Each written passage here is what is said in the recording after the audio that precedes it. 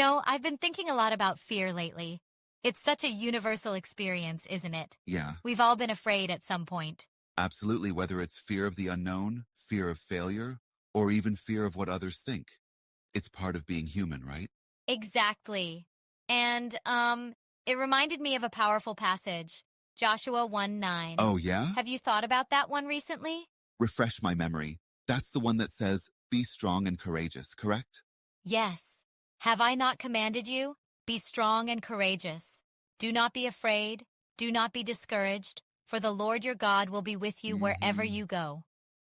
That's such a powerful It really promise. is. Joshua was stepping into a role he never imagined, leading an entire nation into unknown territory. Right.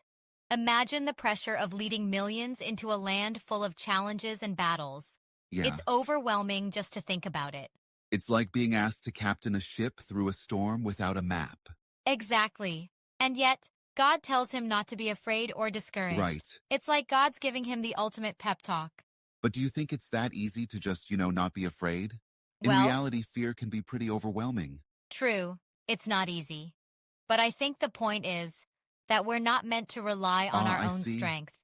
It's about trusting that God is with us. So, when we face our fears, we should remember that God is by our side? Exactly. It's like when you were a kid and the presence of a parent made the dark less scary. Yeah, totally. But sometimes it's hard to feel that God is with us, especially when things are tough. I get that. But think of hmm it like the wind. You can't see it, but you can feel its effects. That's a good analogy. So even if we can't see God, we can feel his presence in our lives? Exactly. And it starts with asking ourselves tough questions.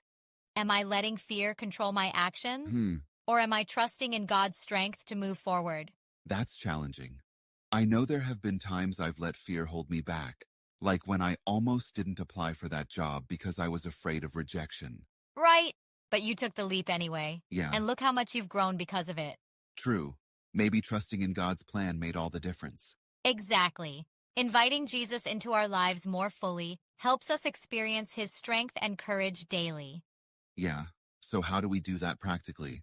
Well, like the prayer in the passage suggests, confessing our struggles, asking for forgiveness, and choosing to follow him. Right. It's about daily commitment. But sometimes people feel they need to fix themselves before coming to God. That's a common misconception. Yeah, God wants us to come as we are. He'll help us grow and change. so it's not about being perfect, but being willing to let him work in us. Exactly. Right. It's like not waiting to get in shape before going to the gym. I like that. It's comforting to know we don't have to face our fears alone. Absolutely. Yeah, And that's the promise God gave Joshua and us, that he'll be with us wherever we go. that's really reassuring. Maybe we should remind ourselves of that more often. Definitely. Perhaps make hmm Joshua 1.9 a daily affirmation. That's a great idea. So when fear creeps in, we can recall, be strong and courageous. Do not be afraid, do not be discouraged, for the Lord Right. your God will be with you wherever you go. It's empowering when you think about it that way. It really is. It Yeah, changes the way we face challenges. I feel inspired to tackle my fears head on now. Me too. Great. Let's encourage each other to live out this promise every day. Sounds like a plan. And maybe we can help others do the same. Absolutely. After Yeah. all, we're all on this journey together. Thanks for this conversation. It's been really uplifting. Anytime. It's Yeah, amazing what a little reflection can do. definitely. Let's keep each other accountable. Agreed. Right. Here's to facing our fears with courage and faith.